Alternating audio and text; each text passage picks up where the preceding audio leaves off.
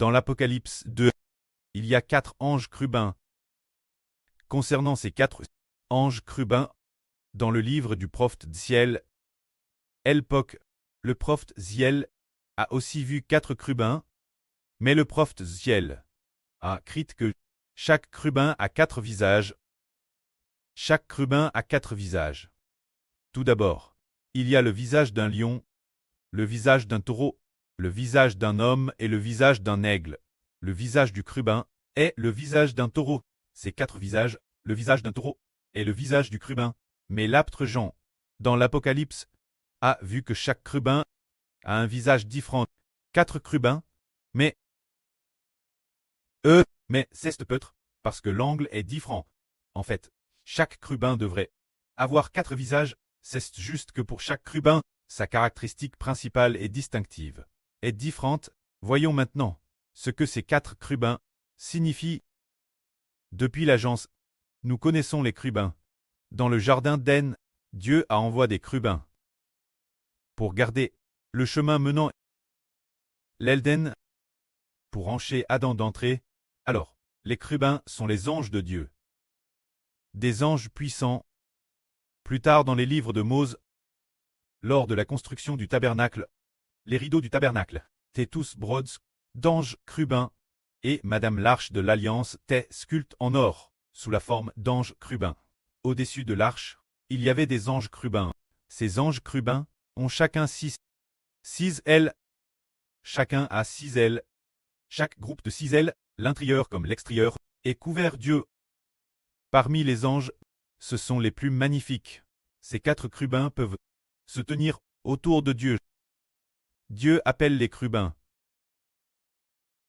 les 4 vents des cieux, se dire les 4 chérubins.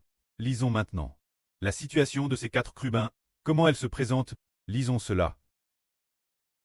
Autour du trône, il y a 4 traits vivants. Ils sont l'intérieur comme l'extérieur, remplis d'yeux. Le premier trait vivant ressemble à un lion. Le deuxième trait vivant ressemble à un taureau. Le troisième trait vivant a un visage comme celui d'un homme. Le quatrième trait vivant ressemble à un aigle en vol. Ces 4 traits vivants ont chacun 6 ailes. Chaque aile, l'intérieur comme l'extérieur, est couverte d'yeux. Jour et nuit, ils ne cessent de dire, en récent, Seigneur Dieu, combien tu es saint, combien tu es saint, combien tu es saint, il est éternel, qui t'est, qui est, et qui est venir, le Tout-Puissant qui demeure. Ce sont les 4 chérubins. Nous comprenons donc que le premier est l'ange chérubin. Son visage est comme un lion. Et le lion, nous nous souviendrons de le lion de la tribu de Juda, la racine de David, a vaincu. Alors quand on parle de lion, nous pensons au Seigneur Christ. Ainsi, ces 4 chérubins ont en fait avec les 4 cavaliers un grand lien. Alors celui-ci, le chérubin au visage de lion, l'ange chérubin semblable à un lion, celui-ci semble très avec le Seigneur, notre prêt, le Seigneur Jésus, étroitement lié. Un ange, cet ange a la majesté du lion, l'allure d'un roi. Cet ange, nous voyons que, au-dessus de l'arche de l'Alliance, il y a 2 chérubins. Ces 2 chérubins sont merveilleux. L'un des chérubins est le chérubin lion. L'autre chérubin est le chérubin taureau. Donc, le second trait vivant est le taureau. Le chérubin semblable à un taureau. Alors, ces 2 premiers traits vivants sont l'Alliance. Et le frère Héber a aussi Hervé qu'il était devenu un taureau, décrivant le frère Héber dans le RVE, comme s'il était un taureau.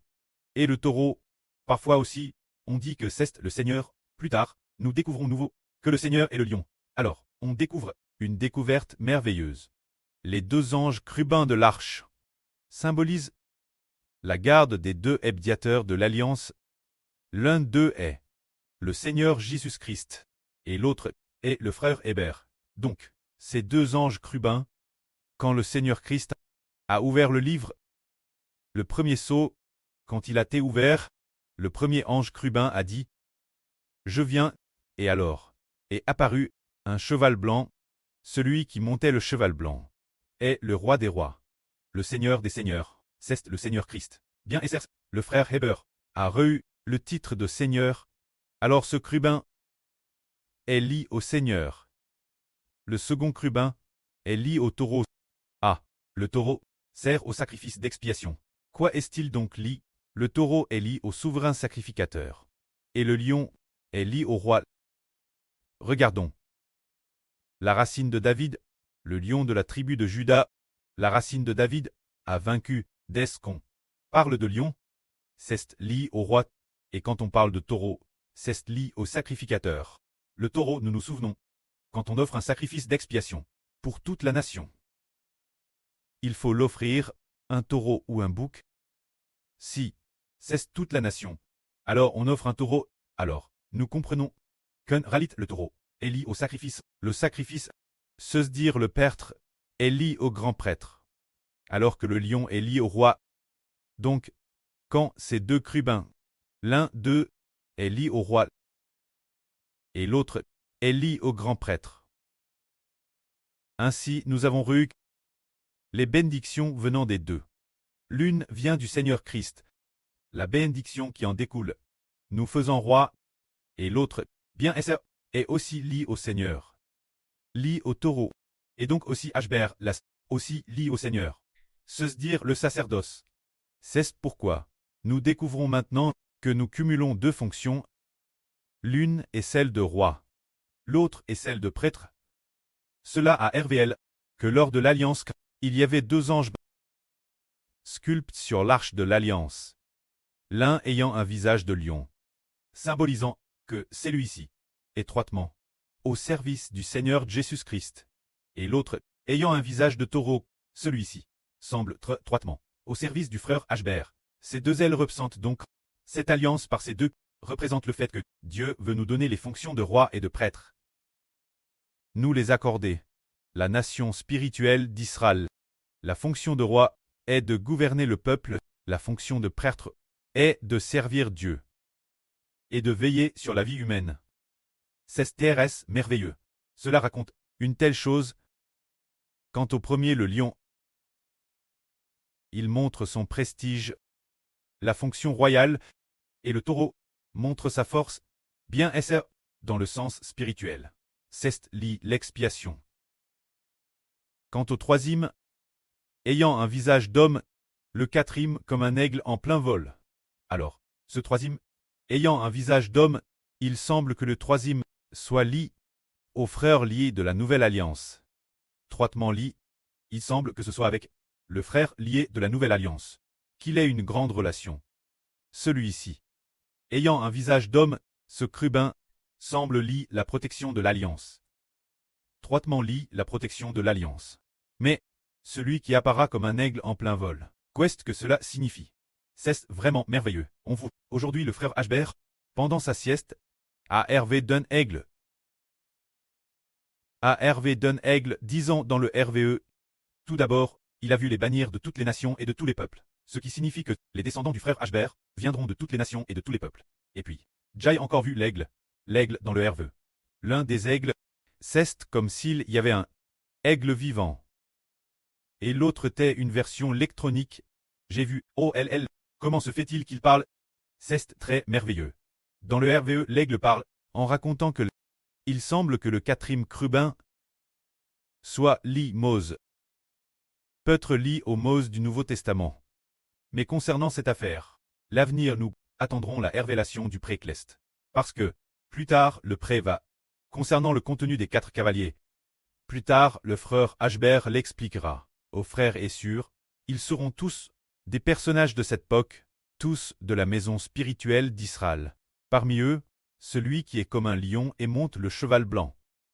C'est bien Esser le frère Ashber.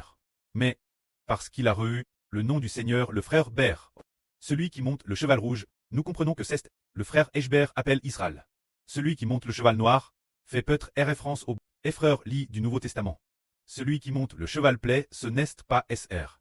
Serait-ce le Mose du Nouveau Testament? Plus tard, on comprendra. Ce Mose du Nouveau Testament, si c'est vraiment lui, alors il devra tuer un quart de l'humanité. Par 4 types de flots, il tuera un quart de l'humanité. Il a dit aux frères et sœurs, Ashber a dit qu'il obtiendrait de YouTube un quart de l'humanité. Comment se fait-il que ce quart et le quart tu correspondes? C'est très merveilleux. Il obtient bien un quart. Continuons regarder. Ces 4 anges chérubins sont l'intérieur comme l'extérieur. Couverts Dieu. Que sont ses yeux? Les yeux. Le près dit. Et les 4 vents des cieux disent aussi qu'ils sont couverts Dieu. Les yeux sont souvent liés au Saint-Esprit. C'est-à-dire que le Saint-Esprit du près va à travers ces puissants anges déployer une force immense et incomparable. Les yeux sont souvent liés au Saint-Esprit. Mais quand il est dit que l'intérieur comme l'extérieur de leur corps et l'intérieur comme l'extérieur de leurs ailes, ils sont couverts Dieu, on peut penser que ces anges chérubins, ils discernent tout. Ils discernent ainsi la situation de toutes choses dans l'univers et la situation des forces rebelles contre Dieu. Ces 4 anges chérubins voient le moindre détail. Si par exemple, nous sommes ici, et puis, soudain, Satan veut attaquer le frère Ashber, l'ange chérubin. La DJ vue depuis longtemps et attaque instantanément Satan, ou attaque instantanément les anges Tchous. Ainsi, ces anges Tchous ne peuvent plus attaquer le frère Ashber qui prêche la vraie, et ne peuvent plus attaquer non plus frère et sœur. Alors ces puissants chérubins sont au CTS du TRNE de Dieu, et ils se tiennent le PRS du TRNE. Leur puissance peut aussi instantanément atteindre au-delà de l'univers, un certain endroit, pour attaquer les esprits maléfiques. Pour ce genre de vie spirituelle, ils ont cette grande puissance. Alors, ces 4 chérubins disent jour et nuit sans cesse. Le Seigneur Dieu est combien saint, combien saint, combien saint. Il est éternel, existant auparavant, existant maintenant, dans l'éternité future, le Tout-Puissant qui subsiste toujours, qui raconte quel point notre Dieu est tellement saint, tellement saint, et Dieu est différent de Satan le diable. Satan le diable est extrêmement mauvais. Tout le mal vient de Satan le diable. Et des anges Tchous, toute source de sainteté, vient de l'éternel Dieu. De notre près des Lumières. Le commandant des armes, de notre près Clest, le près est venant du près Jova. Tout est saint.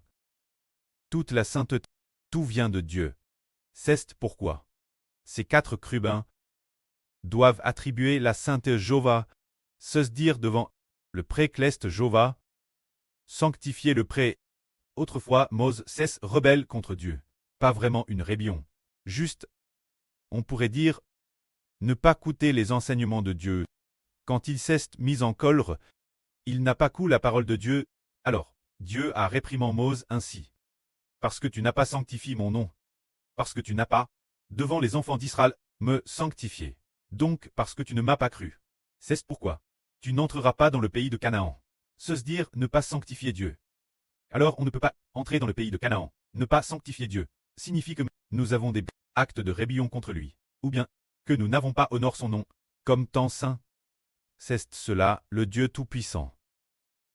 Et notre pré-Clest existe éternellement, comme il est dit dans le livre du prophète Daniel. Celui qui existe éternellement est assis sur le trône glorieux.